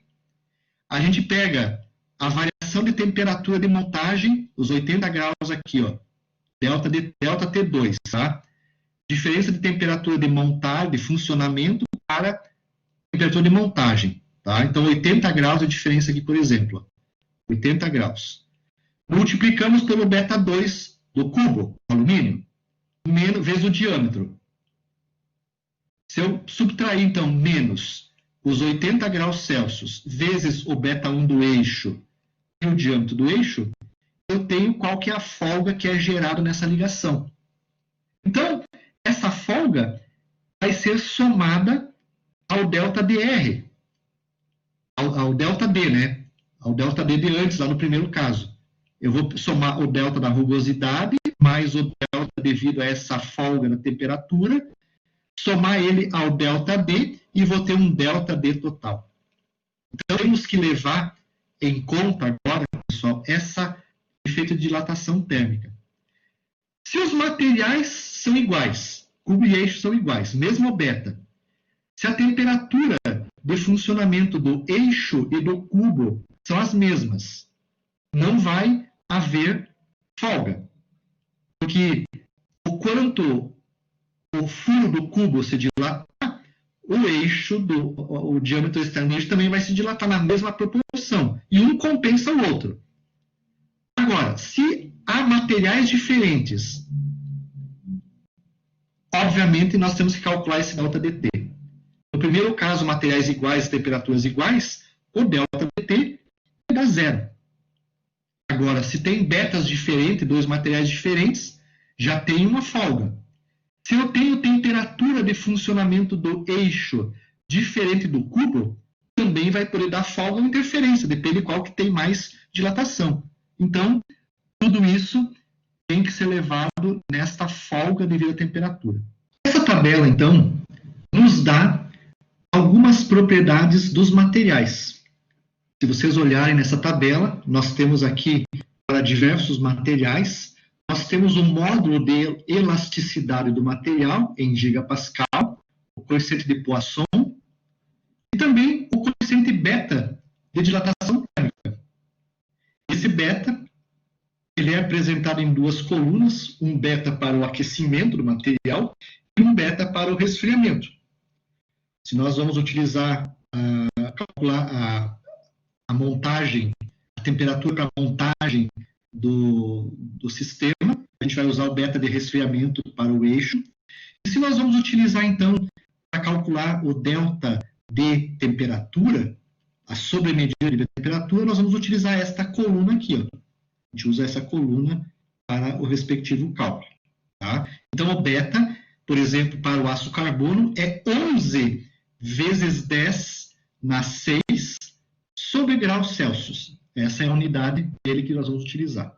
Então, aqui tem o módulo de elasticidade do material do aço, a do ferro fundido cinzento, o coeficiente de Poisson para o aço e também o coeficiente de Poisson para o ferro fundido e outros materiais. Que são importantes, então, para nós calcularmos, tá, o ΔD e também para calcularmos o delta de temperatura. Ok? Bom, para que em funcionamento, então, a sobremedida seja ΔD, durante a montagem do ajuste prensado cilíndrico, nós temos que aplicar, então, uma interferência. Essa interferência pode estar associado de acordo com o valor de ΔD. Lembrem que o ΔD, nós temos o ΔD máximo, que é função da pressão máxima, e nós temos também o ΔD mínimo, que é função da pressão mínima que atua na ligação. E aí, então, com esse ΔD máximo, se nós usarmos aqui no valor ΔD máximo ou ΔD mínimo, nós vamos calcular aqui a interferência máxima ou a interferência mínima, certo? Lembrando que, uma vez calculado o ΔDR, tá, ele é usado nos dois casos do cálculo da máxima e da mínima, a gente usa o mesmo valor de ΔDR. Então, essa vai ser a interferência que nós devemos executar no meu ajuste para garantir a sobremedida necessária. Lembrando, nesse caso, tá, que durante a montagem ainda não ocorreu o delta devido à temperatura, o ΔD devido à temperatura. Então, se esse valor é muito elevado, pode ser que a pressão máxima seja ultrapassada. E se a pressão máxima for ultrapassada durante a montagem, ok? Pode ocorrer a falha durante a montagem do eixo ou do cubo. Nós temos que ter o cuidado na hora de calcular, fazer a montagem, fazer também essa verificação, ok? E aí, então, em se falando de interferência máxima e mínima, nós vamos, então, lá, né, recorrer à metrologia e vamos puxar aquela base de conhecimento de tolerâncias e ajustes que é trabalhada em metrologia dimensional. Tá? Nós sabemos, então, que para ocorrer a pressão máxima e a pressão mínima, tá, que garanta a transmissão de esforços e não rompa o cubo e o eixo, nós precisamos de uma interferência máxima e mínima. Tá? Essa interferência máxima e mínima, então, é a soma dessas parcelas, ΔD, ΔDR e ΔDT. É esse valor aqui, então, que nós vamos ter no ajuste. O eixo vai ter que ter uma dimensão superior à dimensão do furo do cubo. E aí, então, nós puxamos aquela basezinha de conhecimento lá na metrologia, certo? E, puxando essa basezinha de conhecimento lá da metrologia, nós vamos, então, calcular o I mínimo e o I máximo. E, lá da metrologia, nós sabemos o seguinte, ó, nós podemos representar o ajuste no campo de tolerâncias.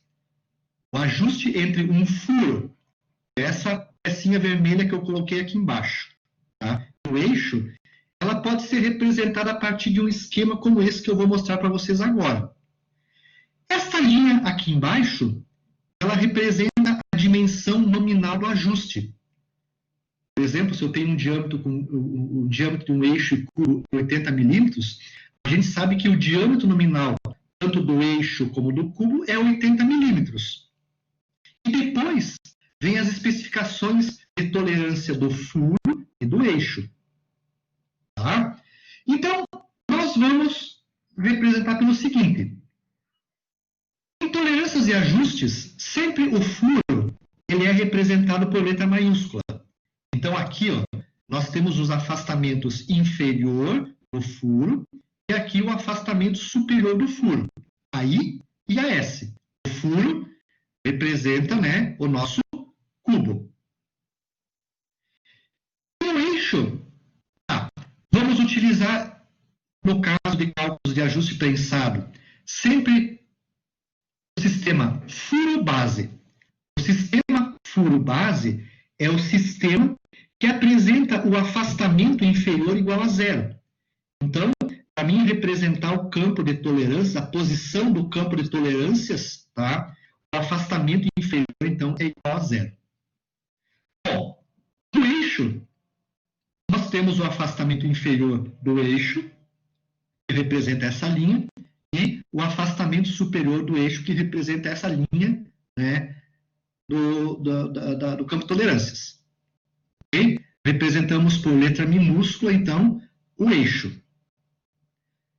Nós sabemos também que este valor, vejam, este exemplo, nesse tipo de ajuste, observem que o afastamento inferior do eixo, ou seja, o diâmetro do eixo, é superior ao diâmetro do furo. Então, quando um entrar dentro do outro, vai ocorrer uma interferência. E essa interferência que eu coloquei aqui no desenho em verde ela representa a interferência mínima que existe entre os dois, calculados a partir da pressão mínima. E essa interferência aqui, ó, entre o afastamento superior do eixo e o afastamento inferior do furo, representa a interferência máxima do ajuste. Então, olha só, calculamos a interferência máxima do ajuste. Então, com a pressão máxima, calculamos o ΔD máximo e a interferência máxima. Com o P mínimo, calculamos o ΔD mínimo e calculamos a pressão mínima. Agora, utilizando aqueles conhecimentos de tolerâncias e ajustes, nós podemos definir este ajuste que vai ser necessário. Lembrando também que esses valores aqui, ó, essa faixa entre o afastamento inferior e o superior é a tolerância do furo, nós vamos chamar de ITC, tolerância ou qualidade de trabalho do cubo, e o afastamento que ocorre entre o inferior e o superior do eixo é a tolerância de fabricação do eixo, a IT do eixo. Fechou? Então, esses valores aqui, de acordo com a qualidade de trabalho da minha usinagem, a qualidade de trabalho que vai ser usada na fabricação das peças, tanto do eixo quanto do cubo, define este campo de tolerâncias, ITI e IT do cubo. Bom, com essas informações, então, olhem, eu tenho a interferência mínima e a interferência máxima. O que eu preciso é calcular, então, esses afastamentos. Calcular o afastamento inferior do cubo, calcular o afastamento superior do cubo, o afastamento inferior do eixo e o afastamento superior do eixo. Com isso, eu tenho as minhas tolerâncias de fabricação especificadas para o projeto que eu preciso. Bom, voltando então com a mesma figurinha de antes, tá? O que acontece? Se nós somarmos, pessoal, ou melhor, se nós subtrairmos inicialmente a interferência máxima da interferência mínima, vejam, I máximo, que é toda essa dimensão, menos o I mínimo, sobra essa dimensão aqui, mais essa. Então, vejam, a tolerância de ajuste é a interferência máxima menos a mínima. E se eu fizer esse cálculo, sobra exatamente essas duas linhas que eu coloquei aqui, ó, essa dimensão mais essa. E essas duas dimensões que eu coloquei em vermelho, elas correspondem, então, exatamente ao quê? Ó? Ao IT do eixo, mais o IT do cubo. Tá? Então, a tolerância total no ajuste é a soma da tolerância do cubo mais o eixo, que é igual ao I máximo menos o I mínimo. Então, com essas duas expressões, ou melhor, com essa aqui, com a primeira, a gente calcula a tolerância de ajuste. Depois, nós colocamos ela aqui e podemos calcular a tolerância de fabricação do eixo, o campo de tolerância do eixo e também o do cubo. Vamos para a segunda expressão. Costuma-se tomar que o IT do cubo seja 0,5 a 0,6 da tolerância de ajuste. Então, com essa tolerância de ajuste aqui, nós vamos calcular a tolerância de fabricação do cubo. O cubo é um furo. Geralmente, fazer uma usinagem de um furo é mais difícil do que fazer a usinagem de uma superfície externa, por exemplo, no torneamento. Então, geralmente, nós utilizamos como qualidade de trabalho do cubo o valor de 0,6 a tolerância de ajuste. Geralmente, então, a gente usa que a tolerância de fabricação do cubo é 0,6 a tolerância de ajuste. Isso dá um campo de tolerância maior para o cubo, e torna a fabricação economicamente melhor. Então, a gente usa o IT do cubo 0,6. Então, dessa fórmula, eu posso pegar esse valor aqui, ó, e jogar aqui nessa fórmula. E olha o que acontece. Tá? A tolerância de ajuste, então, ó, fica igual à tolerância do eixo mais a tolerância do cubo. Isso aqui é 0,6 da tolerância de ajuste. Como consequência, a tolerância de fabricação do cubo, do eixo, né, vai ser 0,4 da tolerância de ajuste. Somando esses dois, temos a tolerância de ajuste. Então, a gente vai usar geralmente, então, nesse caso, se nós usarmos 0,6 para o cubo, vamos usar a tolerância mais apertada para o eixo. Somando os dois, nós temos, então, a tolerância a ajuste total. Se nós, então, calcularmos a tolerância do cubo, a fabricação do cubo e a do eixo, vamos, então, agora imaginar o seguinte. Eu calculei, a partir dessas duas expressões, a tolerância do cubo e do eixo, certo? Então, assim, ó, se nós pegarmos, em primeiro lugar, o sistema furo-base, vamos verificar o que acontece com a posição do furo e do eixo em relação às tolerâncias. Nós sabemos que o afastamento inferior do furo é zero, é um furo base. Então, ó, se eu acabei de calcular o IT do cubo, 0,6 a tolerância de ajuste, eu conheço, então, agora esse valor aqui. Então, vejam, o afastamento superior aqui do meu furo vai ser o afastamento inferior aí do afastamento inferior, deixa eu apagar aqui. O afastamento superior, então, aqui, ó, ele vai ser igual ao afastamento inferior do furo mais o IT do cubo. E aí, então, eu acabo de determinar o afastamento superior do furo. Nós sabemos que o afastamento inferior do eixo é o superior do furo, que é essa dimensão aqui, mais a interferência mínima. Então, este afastamento aqui, ó, vou puxar uma setinha aqui para o lado, o afastamento inferior do eixo vai ser o afastamento superior do cubo mais a interferência mínima. E aí, então, eu calculo exatamente esse valor aqui, ó. E se eu conheço, então, que o IT do eixo ele é 0,4 da tolerância de ajuste, se eu somar o afastamento inferior do eixo mais a tolerância de fabricação dele, eu calculo o afastamento superior.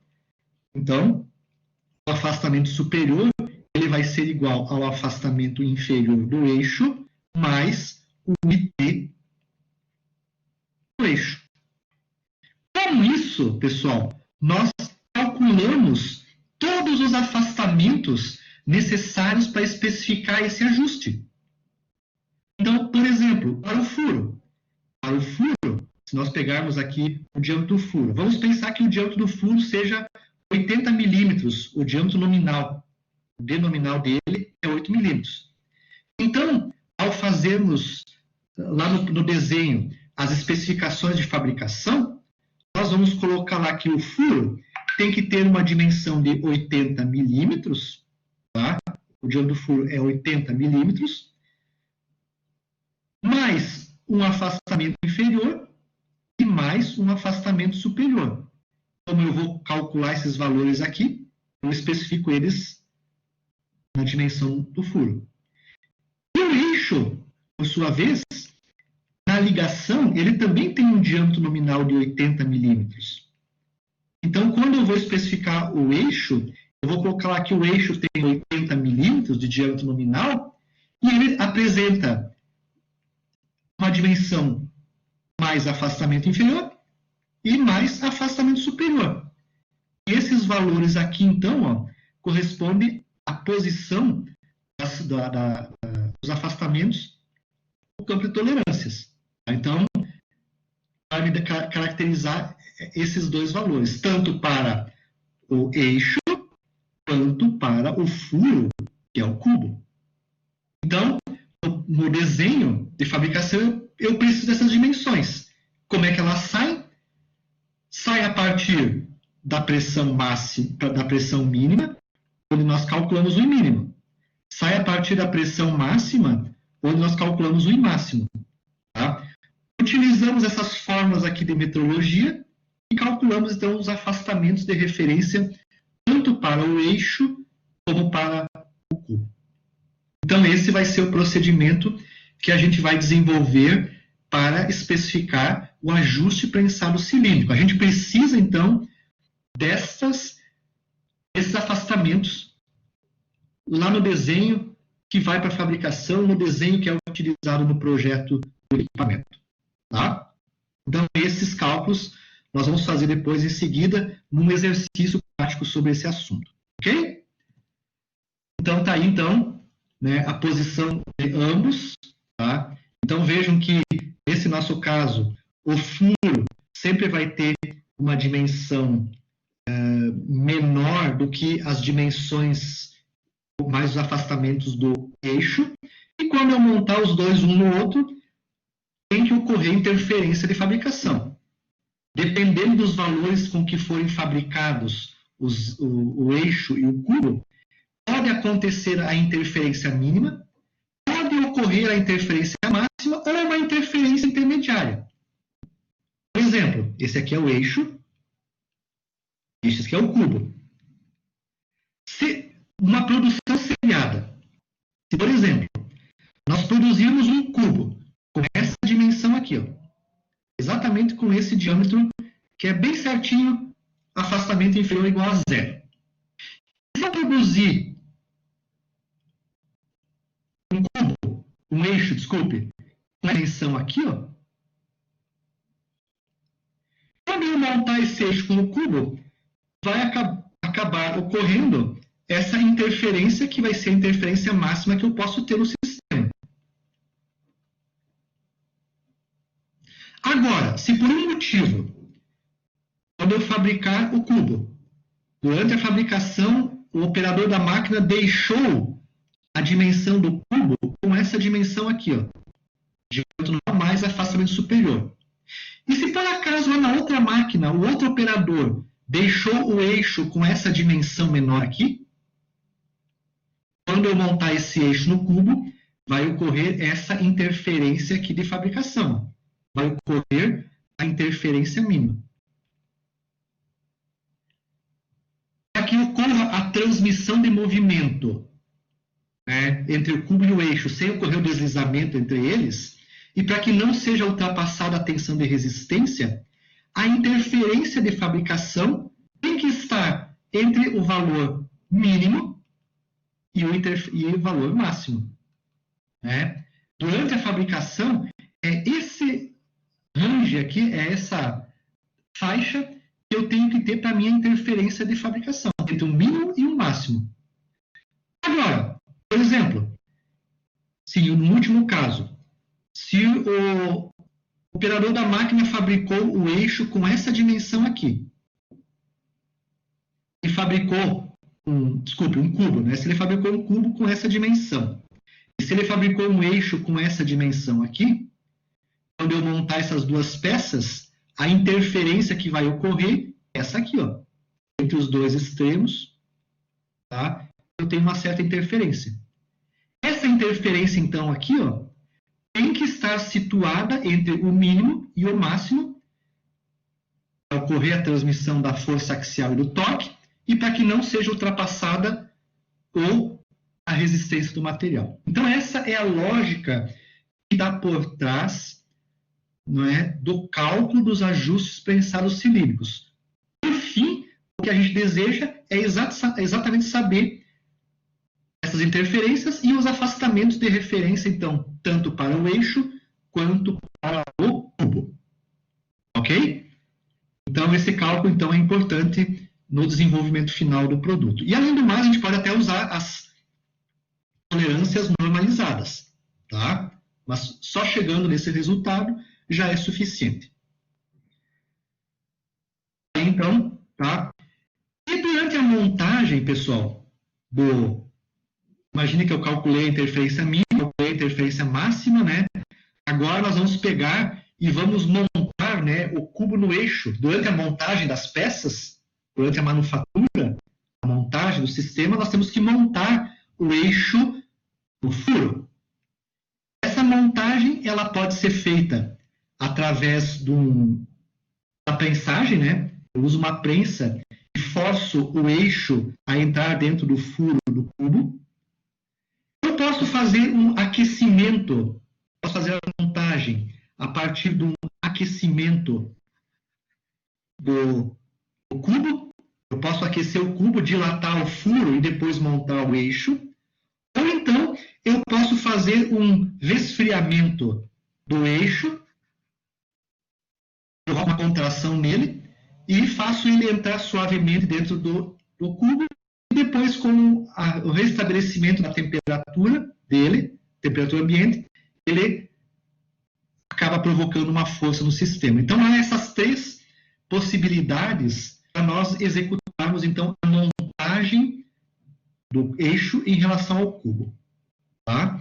Se nós fizermos a prensagem a montagem por prensagem ou martelamento, a gente acaba usando a prensa, então acabamos usando este elemento aqui, tá? E durante a montagem, para nós não reduzirmos o coeficiente de atrito entre os dois elementos, nós devemos utilizar uma velocidade, né? A velocidade de prensagem tem que ser inferior a 2 milímetros por segundo. Tá? Porque se nós usarmos valores maiores, vai reduzir o coeficiente de atrito entre os dois e geralmente a força que eu posso transmitir cai em torno de 25%. Isso são dados práticos que a experiência de diversos autores traz para nós. Tá? Então, aqui eu tenho uma prensa, aqui uma montagem de uma roda ferroviária num eixo, né, ferroviário. Tá? A montagem é feita, então, por prensagem, certo? E no projeto ainda, o Dobrovolsky, ele recomenda que a gente use chanfros, tanto no eixo quanto no cubo, para facilitar essa montagem. Então, chanfros em torno de 60 a 90 graus no cubo, chanfros de 10 a 15 graus no eixo. Esse comprimento I aqui, ó, esse I, o valor mínimo dele deve ser dado por esse valor, 0,01 diâmetro do eixo, mais 2 milímetros. Então, eu posso usar essa recomendação para fazer esse chanfro.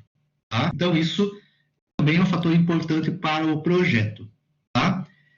E um detalhe também importante para a montagem por prensagem é que a gente, depois de ter montado por prensagem o cubo no eixo, ou vice-versa, nós devemos aguardar aproximadamente 2 dias para colocar esse sistema em funcionamento, para que haja um acomodamento do eixo em relação ao cubo, tá? E para que, né, a força que vai ser aplicada seja realmente grande. Quer dizer, que a força de serviço não faça deslizar o cubo em relação ao eixo. Então, temos que esperar aproximadamente 2 dias para colocar a máquina em funcionamento. E a pressão de montagem, ou melhor, a força de montagem, ela é igual à pressão de serviço, que nós calculamos lá no começo, vezes a área do cilindro, né? Vezes o coeficiente de atrito de montagem. A tabelinha que nós temos no e-book, nós temos também lá um coeficiente de atrito de montagem. Então, vamos utilizar esse coeficiente de atrito para montagem. E, geralmente, para que não ocorra problemas, a gente usa o P como sendo o valor da pressão máxima calculada no projeto. Ok? Então, isso são algumas recomendações para a prensagem do ajuste prensado cilíndrico. Também podemos fazer a montagem aquecendo a peça externa, aquecendo o cubo, fazendo com que ocorra uma dilatação térmica do furo e ocorra uma expansão do furo. Expandindo o furo, eu coloco o eixo dentro dele. Depois que o cubo volta à temperatura ambiente, ele pressiona o eixo e torna, então, possível a ligação. Então, a temperatura de aquecimento para o cubo, ela pode ser calculada por isso, a partir da interferência máxima, mais uma folga que eu desejo para poder montar o eixo dentro do cubo, né? Imagina que eu preciso de mais 1 milímetro de folga para fazer essa montagem, né? Um pouquinho menos que isso. Então, eu coloco aí uma folga adicional sobre diâmetro vezes beta2, né? Mais a temperatura, então, de montagem. A temperatura de montagem, geralmente, é a temperatura ambiente, então, tá? Em Celsius, né? A temperatura ambiente. Isso se nós tivermos aqui, né? Se nós tivermos lá no Polo Sul, vai ser a temperatura ambiente lá do Polo Sul, tá? Podemos, então, calcular a temperatura de aquecimento do cubo. Esse aquecimento pode ser feito, então, por indução, né? E se nós usarmos, então, uma chama para fazer o aquecimento do cubo, o maçarico, né? Nós temos que lembrar que, muitas vezes, usando o maçarico, ele vai acabar depositando aquela foligem do maçarico na superfície do cubo. E aquela foligem, quando nós montarmos aquilo lá no eixo, vai provocar um atrito adicional no sistema. E, às vezes, a gente não consegue mais desmontar o sistema, né, depois de feito essa operação. Tá? Então, aquela foligem vai aumentar muito mais ainda o coeficiente de atrito entre os dois, e pode ser que depois seja mais difícil de fazer a desmontagem das duas peças. Então, esse é o aquecimento da peça externa. Ou posso, então, fazer o resfriamento, né, da peça interna. Eu posso usar a peça interna com nitrogênio, tá, e ali fazer, então, o resfriamento da peça. Então, essa temperatura de resfriamento que eu devo aplicar sobre o eixo, a peça interna, então, ela tem que ser igual à temperatura de montagem, que é ambiente, menos a interferência máxima que eu preciso, mais uma folga que nós precisamos para poder colocar o eixo lá dentro do cubo, diâmetro B e o beta de dilatação térmica, né, beta do eixo. Resfriamento, aqui o beta é o beta de resfriamento do eixo. Por isso, eu calculo a temperatura de resfriamento, então, do eixo. E o beta 2 aqui é a temperatura de aquecimento.